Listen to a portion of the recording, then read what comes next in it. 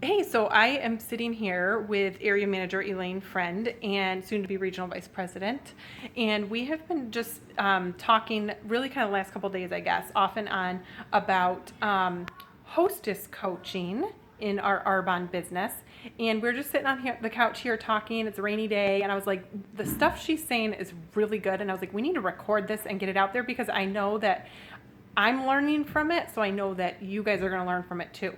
So we just wanted to throw a couple ideas your way and focuses when it comes to um, asking for group presentations and then also coaching our hostesses, those who have said yes to booking a presentation, and as we're approaching that, coaching them and inviting and all that. So Elaine, we were just talking about first when it comes to like the ask, and why don't you share what you were saying in terms of like when someone says no or shares like a reason why they don't want to do a group presentation. Sure. So one of the things that came to my mind, and this came from the amazing training of Marie and mentoring, but a lot of times with business builder prospects, we ask, we really work with them to find out what their hesitations are. So it kind of hit me that it's almost the same thing with hostesses or asking for booking a presentation.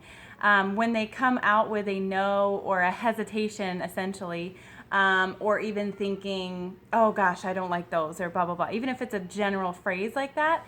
I took this same idea of what I would do with a prospect and I just said, oh gosh, I'm sorry, what makes you feel that way? Or, did you have a bad experience, a negative experience? I'm sorry. Or basically just asking what makes them feel that way or feel that they wouldn't want to have a get together. And just really asking. And out of that can come a conversation and a connection that really makes it personal and authentic and helps build trust as well, rather than just going right to the sample. Because I think if we can give that one more piece of effort of, getting really out of the reason of why they don't want to have a get together, because they could have preconceived notions. Just like prospects for the business have preconceived notions of what this business could be, hostesses can have preconceived notions on what a get-together, an Arbonne party is like, because there are so many other kinds and types out there. They might think that either they have to have 15 to 20 people there, or they might think that you're going to, really be pushy and demand sales, or they might think that, who knows, there's a number of reasons. So by asking that question, a lot of times they'll come out with the answer of saying, oh, I tried one of those before and inviting was so hard, or whatever it might be. And that's where we're able to come back and share with them how Arbonne is different and how we can help them through whatever that hesitation of a get together is, and say, you know what? 4 to 6 girlfriends is a perfect number around your table, and I'll help you invite. I'll help you with the wording and encourage you to get your girlfriends excited about it and be pressure free. So that's a general kind of example. So asking questions. So rather than if they've just said no, don't just like wah, and like let it go and be like, okay, well thanks, bye. Like looking for ways to like keep that conversation going, like she said, and asking those probing questions of like, would you mind sharing with me, why you said no? Or I know I would maybe say something depending on the conversation, like, I'm always looking to like improve in my business and get to know, others or something like that. Would you mind sharing with me, why you don't want to do one or why you don't think it would be a good fit for you? And then they might say, they'll lead with, like she said, what it is that's kind of holding them back or what they're thinking. And that would be something you can kind of talk through and say, oh, I totally understand that, or I'm sorry that was your experience if they had a negative one or something. And you could say, here's how it works with Arbonne, or here's how I do it. Or so you can maybe still turn that no or that hesitation around into a yes. And then we just had a couple tips in terms of then for those that do say yes and you have presentations scheduled, for really working to partner with them in inviting. And this is where I was learning and realizing I fall through a lot with, I'll just usually send like the red stamp or photo file, like I'll make a cute little image invite and kind of send it off to them. And Elaine was just sharing from her experience how she's kind of taken an extra step that has helped equip them better to invite. Because I've been noticing too that just that image doesn't seem to always be doing the best job of inviting. Even if it has the wording on there, she's kind of talked with me about how she makes it more personal and equips the hostess. So if you want to share that in terms of the personal text first, maybe. Sure. Yeah. So how many times do we get the, 3 days before the party, none of my friends want to come or are interested? obviously, some of the times it's inevitable that happens as part of the business. But we get that quite often. And I will say this is kind of case by case. And that sounds like a weird phrase to use for having hostesses. But, you know, for instance, I have a hostess right now who's inviting away, and she's super incredible with her words. She's already really passionate about Arbonne. She's had an exposure and that kind of stuff. So I know she's doing a fantastic job inviting her friends. And I didn't have to do as much hostess coaching with her. I sent her the red stamp invitation and shared with her what we're going to do, and she was off and running. But there's also other people that, you know, might not have that same personality or might not fully understand the products or what to expect themselves.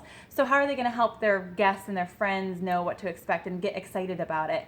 So what I was doing, instead of just sending the red stamp invitation right away for them to send to their friends, I first, actually, some of them I even text out the specific wording in quotation marks so they know, like, this is exactly, you know, what you can say to them so they know what to expect. And I say, you know what, if you paint the picture and you're more excited about it, your friends will be more excited about it. The more what's the word I'm looking for? Hold on. The more on purpose you are, or the more of a priority you make it, the more of a priority and importance your friends are going to take it. If you're going to say, you know, I'm having this open house thing and just come whenever you feel like it, you know, I'll just be serving some things. I don't know if you'd be interested or not. I don't know if you'd be interested or not. You're kind of taking it for yourself leisurely. So that's how your friends are, you know, their friends are going to take it as well. So if they are saying, hey, at 6 o'clock, I'm going to have this amazing, my friend come and pamper us with a Swiss healthy aging skincare line and incredible vegan and gluten-free nutrition as well. All free that night, like, come and have fun. And I can't wait for all of you guys to try it, you know. So I send that wording to the hostess. I say, here you go. Whether you text or call, just use this type of wording to invite your friends. Once they respond to you and say yes, or they RSVP that they're interested or might be coming, then send them that red stamp image. Say, awesome, I have a really cute image to remind you that you can keep in your phone for the event coming up. And so then there's that personal kind of belly-to-belly relationship and invitation before they send the general image. I think the image is so cute, but if you have your hostess just send that to all of their friends, even individually, I know that I would take it like, oh, she could have just sent this picture out to a ton of people, because it's fun wording, but it's general. The last tip is that you really could work with your hostess if you get those few days before and you've done all of that with them and they still say, or maybe you have hostesses right now that are getting back to you and say, oh, my friends aren't interested. I will ask, like, hey, you know what?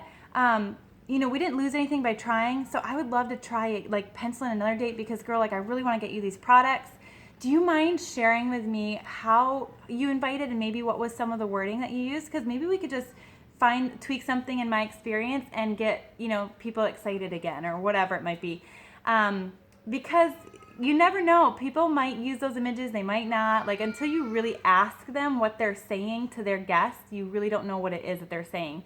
And it could be something not sounding very fun. Like, would you be interested just to, you know, come, and I'm not really sure what it's going to be like, but my friend has cool products that she's going to just sell to everyone. Like, that doesn't sound very fun.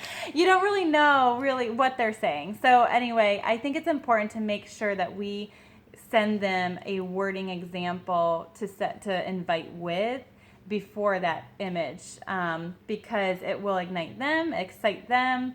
And again, some hostesses, like, we're used to this. We do parties. We know what to expect. Even if your hostess has been to a party, it still could leave their mind after a week or 2 weeks, and they need to be refreshed and get excited. So I think it's an important piece. So hopefully that helped you guys. I know I have not been doing that, so I know that will help a lot with getting better results. I'm the one that's just been like, oh, here's the image invite, and thinking they're good. And then she was talking through that. I was like, oh my gosh, that makes so much sense. I think I could get better results doing that. So the common theme with, you know, asking people to host and coaching them after they've said yes was that asking questions, right? Just always looking to get to understand their point of view, where they're coming from, what they've actually been doing. If they're saying something general like, oh, I asked everybody and nobody could come, or nobody's interested, then I say things like, oh, I totally understand, like I would love to just like see, like she said, like, do you mind sharing with me like how you reached out, or how many people did you invite?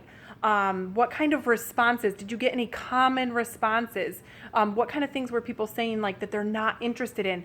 Usually when you can start asking those pinpointed questions, you're going to start to get a better picture of what they're really doing or not doing. Usually it's not everyone is saying no or nobody's interested, right? Like those are general things that typically they're just making up in their own head. Or maybe they only asked a couple people. They're like, well, I invited my 3 friends and they can't come. So then you can coach them to think beyond just those people to invite. Like, so it's really just looking to understand where they're coming from, what they've been doing by asking those pinpointed questions. And like we've said, you can kind of apply that in all areas of your business. And that's how we really look to help other people. And that's how you're not pressuring, but you're really looking to help them with where they're at. So hopefully this little 10 minutes on a rainy Saturday afternoon can help you in some way.